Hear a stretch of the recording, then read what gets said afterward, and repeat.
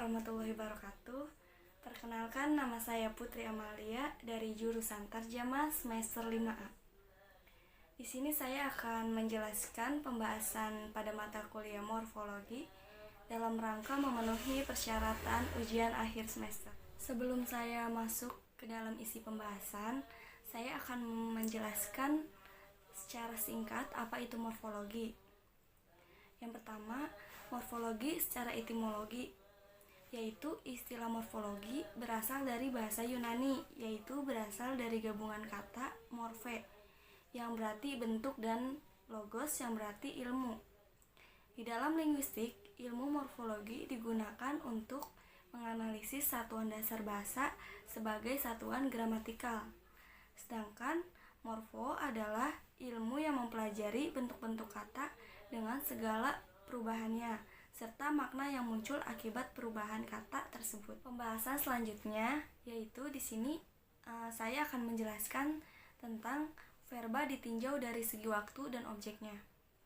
Yang pertama, verba yang ditinjau dalam segi waktu, yaitu dibagi menjadi 3. Yang pertama, fi'il madi, fi'il yang menunjukkan kepada pekerjaan atau peristiwa yang sudah terjadi di masa lampau, atau fi'il yang telah terjadi sebelum pengujaran.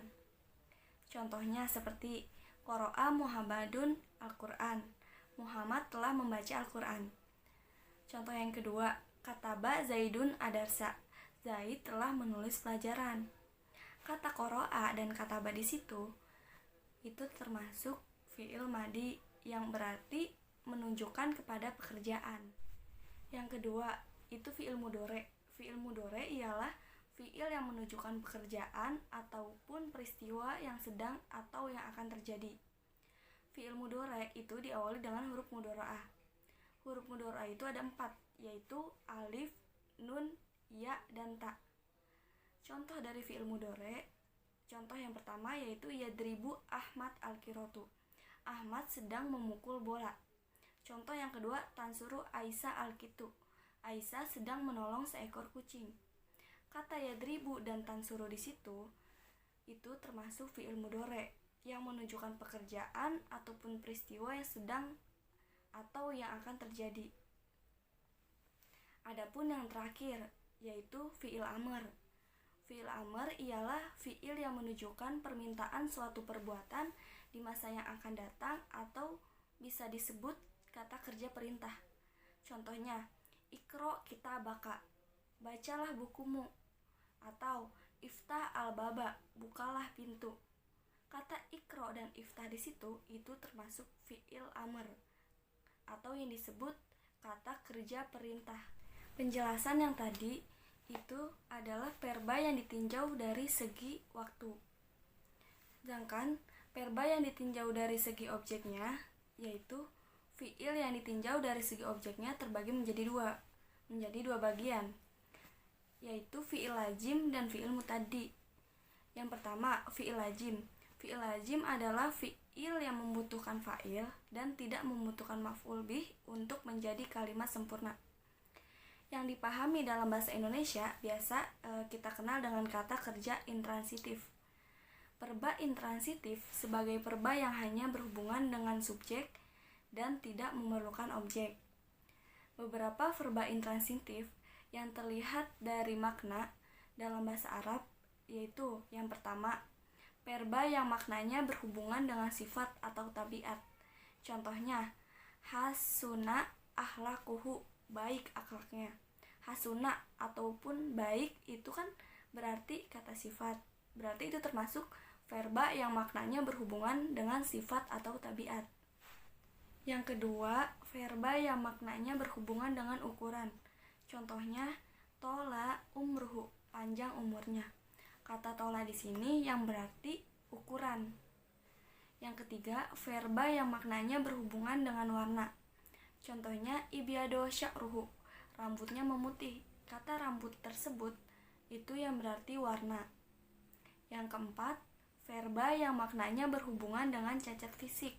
Contohnya, hawila ainuhu, juling matanya. Kata juling tersebut yang berarti cacat fisik. Yang kelima, verba yang maknanya berhubungan dengan masalah kebersihan. Contohnya tohuro hamamuha, yang artinya bersih kamar mandinya. Kata bersih di situ yang termasuk masalah kebersihan. Adapun yang keenam, verba yang maknanya berhubungan dengan masalah kotor. Contohnya qadaroha saubu, baju ini kotor. Kata kotor di sini yang termasuk masalah kotor. Yang ketujuh, verba yang maknanya berhubungan dengan keistimewaan. Contohnya syarufa Muhammad, Muhammad mulia, yang arti mulia di sini yaitu keistimewaan pada Muhammad. Yang kedelapan, verba dengan kosong atau penuhnya sesuatu. Contohnya goriko hazal dalu. Adapun yang terakhir yaitu verba yang maknanya dengan struktur-struktur emosi. Contohnya godiba zaidun, Zaid marah. Kata marah di situ yang termasuk emosi. Nah, selain terlihat dari makna, verba intransitif juga dapat terlihat dari segi gramatikal. Ada juga beberapa verba yang menjadi intransitif atau fi'il lazim jika mengikuti wajan atau pola verba. Contohnya inkasaro, yaitu infa'ala, artinya pecah. Ahmaro, wajannya af'ala, artinya memerah. Atma'ana, wajannya af'alala, yang artinya menenangkan. Ahron jama, wajannya af'anlala, yang artinya berkumpul. Ahmaro, wajannya af'ala, yang artinya sangat marah. Hasuna, wajannya fa'ula, yang artinya baik. Nah, dalam bahasa Arab, verba transitif atau yang disebut fi'il lazim akan menjadi intransitif apabila berubah menjadi verba yang mendapat imbuhan lalu menjadikannya mengandung makna efektif atau yang disebut mutawa'ah.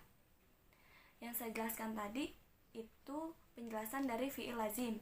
Sedangkan fi'il muta'addi adalah fi'il yang membutuhkan fa'il atau pelaku dan maf'ul bih atau objek. Dalam bahasa Indonesia biasa kita kenal itu dengan kata transitif. Yang membedakan fi'il muta'addi dan fi'il lazim ialah fi'il muta'addi membutuhkan maf'ul bih atau objek agar kalimat menjadi sempurna dan dapat dipahami. Adapun fi'il muta'addi terbagi menjadi dua, yaitu fi'il muta'addi yang diikuti oleh satu nomina atau satu objek, dan fi'il muta'addi yang diikuti oleh satu nomina atau satu objek atau yang bisa disebut maf'ul bih. Contohnya seperti doroba Ahmadun Zaidun, Ahmad memukul Zaid. Sedangkan contoh muta'addi yang diikuti oleh dua nomina atau dua objek, ini pun hanya berlaku untuk af'al al-qulub atau fi'il-fi'il yang terkait dengan keyakinan hati. Terbagi menjadi 4 bagian. Yang pertama, verba yang bermakna memastikan terjadinya sesuatu, seperti verba wajada dalam kalimat wajatu asihata asubah syahlan. Aku mendapati kesehatan menjadi rahasia kesuksesan. Kata kesehatan dan kesuksesan itu yang berarti bermaknanya memastikan terjadinya sesuatu. Yang kedua, verba yang mengandung makna besar kemungkinan terjadi sesuatu, seperti pada verba ja'ala, menjadikan dengan kalimat ja'altu asuba syahlan. Aku akan menjadikan sesuatu yang sulit menjadi mudah. Kata sesuatu yang sulit itu makna besar kemungkinan terjadi sesuatu. Yang ketiga, verba yang mengindikasikan adanya keyakinan, seperti pada kata alima yang artinya mengetahui. Aku mengetahui sikap jujur itu sebagai penyelamat. Kata sikap jujur di situ itu termasuk keyakinan. Yang terakhir, verba yang biasa dipergunakan untuk meyakinkan hipotesi, seperti pada verba hasiba yang artinya menduga. Contohnya hasibtu al-mala nafi'an, aku menduga harta itu bermanfaat.